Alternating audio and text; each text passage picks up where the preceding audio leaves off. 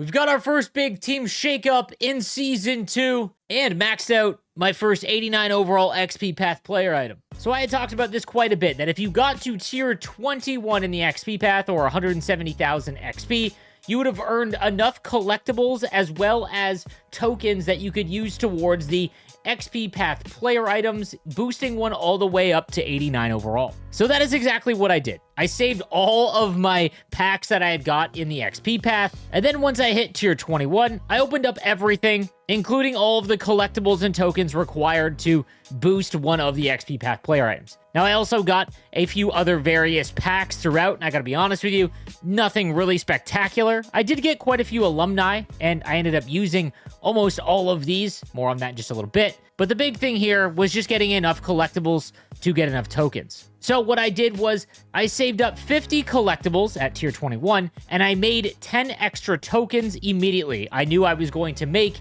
at least one more XP Path player item and all of the tokens required to boost one up on top of the one that you get for free from just collecting all of the tokens in the XP Path. So I figured I might as well just rush and get it all done now, because there is a very good XP Path player item that you can merge together with buildable items that a lot of players that are still playing have in their lineup. So Lucas Raymond, welcome to the team. I boosted him all the way up to 89 overall, and as you can see, at 89, he's got 92 speed, 91 excel, and 92 agility. His shot is all in the 90s, his hand stats are 93 across the board. This is a phenomenal right-handed winger card, and I was able to get him quite quickly by just power rushing those tokens. Now, that line that I was talking about, well, 3 Detroit Red Wings, those equal out to 12 additional ability points when you pair 3 together. And it just so happens that one of the best cards in the game right now is completely buildable for free with all of your resources you've earned from the Combo Nexus event. So after grinding through all of the objectives and moments, I was able to get Dylan Larkin from all of the resources I had acquired from week 1 as well as week 2. I talked about this a lot in my rankings video. 93 speed, 94 excel, regardless of any line combos, is just one of the best cards in the game. When you combine the fact he's got 93 face-offs, this really is a can't-miss card. Now, I know I talked about if you had the Team of the Week version, you might not want to do that, but I know that I'll end up trading in that Dylan Larkin Team of the Week card for something else in the future, and I'm okay with upgrading to this one. And then lastly, as it's been since the start of NHL 26, Sergei Fedorov just slots in on the left side, 91 speed and excel, 90 agility, elite wheels, and great hand stats. It just makes one of the best lines in the game, and it's all completely buildable. Anytime that you have that, you got to try and take advantage, especially if you're a no money spent player. Now, on top of making Dylan Larkin and Lucas Raymond, I finally finished off the captain for Season 2, and I went ahead with Cam Fowler, 6'2", 213. He's got 88 speed and excel with 90 agility and balance, and just well-rounded everywhere else. But on top of that, he gives plus 10 ability points to my lineup, and I have 48 now. Almost 50 ability points, which allows me to put pretty much every ability that I want on every single card in my lineup. And something that I've become more and more happy with is taking advantage of some of the best abilities in the game on some of these cards. For example, Unstoppable has been one of the most fun abilities in the game.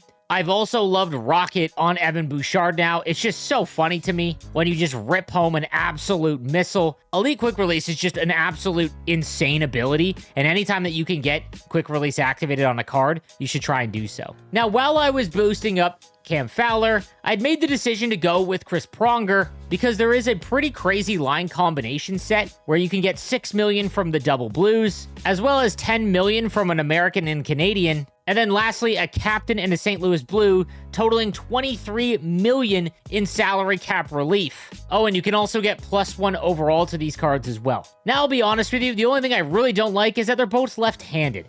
And I've had a really fun time putting lefties on the left side and righties on the right side. And while I'll probably end up with this pairing in combination, I just want to wait a little bit longer and try it out before I commit to it. Obviously, the 23 million makes everything phenomenal, but I was able to get my salary cap into a spot where I didn't really need it. The only big advantage is I could trade Gavin Brindley, for example, for someone like Will Smith on my fourth line, and that really just doesn't matter to me right now. Not to mention, even with +1 overall, Pronger only has 85 speed, and Fowler only has 89, so I like that I can put Pronger with Brock Faber right now, keep my salary cap intact, and I've got someone quite a bit faster with 91 speed and excel, and I keep that righty-lefty dynamic. I've also just really wanted to put Evan Bouchard higher in my lineup because Rocket is just such a fun ability to me, especially when I have Evan Bouchard on the right side and not opposite-handed. It's far easier to get a slap shot off because no one's watching for it. When I have a lefty on the left and a righty on the right, there's no one-timer option. So people kind of just leave it alone and give me space. I've just really enjoyed it, so I'm going to try this out and see how it goes, but I'm really excited with my current team build in Season 2. Now, I do want to touch on my gameplay. A couple weeks ago, I switched my wingers to the correct side. Same with my defensemen. And lo and behold, over the last 2 weeks of Hut Champs, I've ended up with essentially the exact same record that I always do. It's 12-13 wins like clockwork, and I thought that I would have cost myself, especially in Hut Champs, a few wins because I am putting myself at a detriment. It just hasn't been the case. What's ended up happening is that I'm having far more fun playing the game because the way I enjoy scoring is just cycling the puck and then trying to pick the top corner with quick release or setting up some nice passing plays. It's just a change of pace, and it looks more like the real thing. I'm probably just getting old, but I've really enjoyed it, and it hasn't cost me anything yet. Now, some other updates. I did go ahead and make Jaromir Jagr's Chill Week card, and obviously he got that +1 overall boost up to 88 overall. He's not in my lineup right now because I haven't really found a big need for him yet. But there will be a line combo that'll come out, and it'll utilize this Jaromir Jagr card, and I'm excited for that. I think it's going to be fantastic.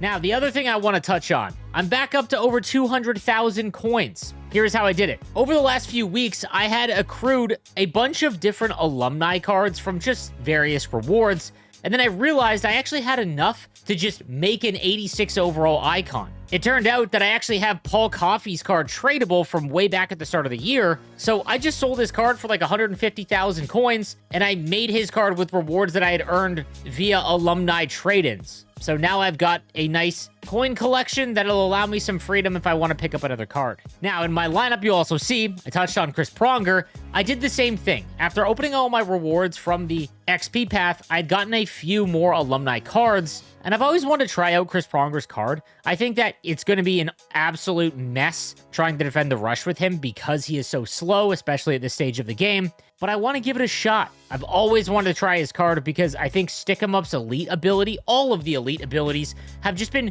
really noticeable outside of Ankle Breaker. And Truculence is absolutely devastating in your own zone. So I just want to see how it goes. And if I don't end up liking Chris Pronger's card, I can always trade him in if I wanted to go after, let's say, Wayne Gretzky, for example. Now, the other interesting thing is that my Sergei Fedorov is also tradable as well. So I might accrue a bunch of different alumni cards over the next few weeks. I might just make Sergei Fedorov and do the same thing, sell him for like 120,000 coins, and build up my coin stack even further. And for anyone else that has this exact situation, I'd recommend you do the same. If you have a tradable version of a hero or a buildable card, slowly work towards building it untradeable, and then you could sell it off. All right, now let's touch on the rest of the Combo Nexus event. Now, there was quite a few really good cards dropped. We talked about Dylan Larkin, but Adrian Kempe as well is one of the better cards in the game right now with All-Star Quick Release and Unstoppable and over 90 skating. He also fits a number of different line combinations, but more and more I've just gotten the urge to use more Sharks and less players that I'm not a big fan of. He's an LA King, so I'm going to leave him in this event, but he's also a very strong card to go after. However, I will be making William Eklund. I mean, once I get this card, there's a strong possibility that I could throw together a semi-competitive Sharks team with just current players on the roster, which is insane. But I talked about this in my rankings video. William Eklund is a fine card, but unless you're going to complete multiple line combinations, I'd probably just leave him in this event. But if you're a Sharks fan, you got to grab William Eklund. The last big release of the week was the 88 overall Nico Hischier, and having jumped up to 88 overall makes Star of the Month impossible to predict. Very curious to see how that goes, and I'm just out, to be honest with you. This Nico Hischier card is great. I'm just not a big fan of the Devils, and like I mentioned, I'm just so over chasing after the really expensive cards for players that I'm not a big fan of on teams that I don't really care about. However, if you are trying to build a competitive team, this Nico Hischier card is incredible, and honestly one, if I had some resources to knock down the price, would be one I would try and go after. It reminds me a lot of Dylan Larkin's Team of the Week card about a month ago.